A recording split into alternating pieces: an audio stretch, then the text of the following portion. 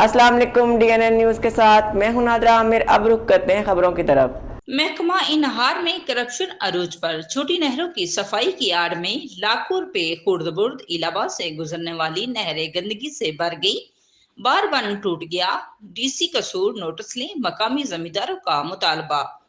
तफसीलात के मुताबिक इलाहाबाद के रिहायशी जमींदारों ने सहाफियों से गुफ्तगू करते हुए कहा कि महकमा इनहार कसूर में मौजूद काली बेड़ों की वजह से इलाके से गुजरने वाली नहरें गंदगी के ढेरों में तब्दील हो चुकी हैं।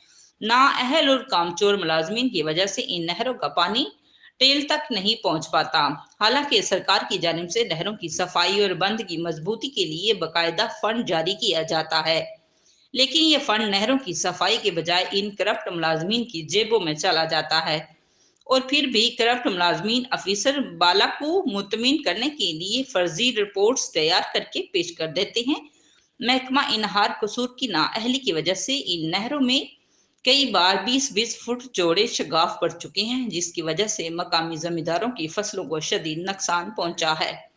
इसलिए इन जमींदारों ने डीसी कसूर से महकमा इनहार के नाअहल मुलाजमीन के खिलाफ महकमाना इंक्वायरी करवाकर फौरी कार्रवाई का मुतालबा किया है।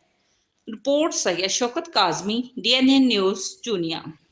अब तक के लिए इतना ही। मजीद जानने के लिए हमारे साथ रहिएगा।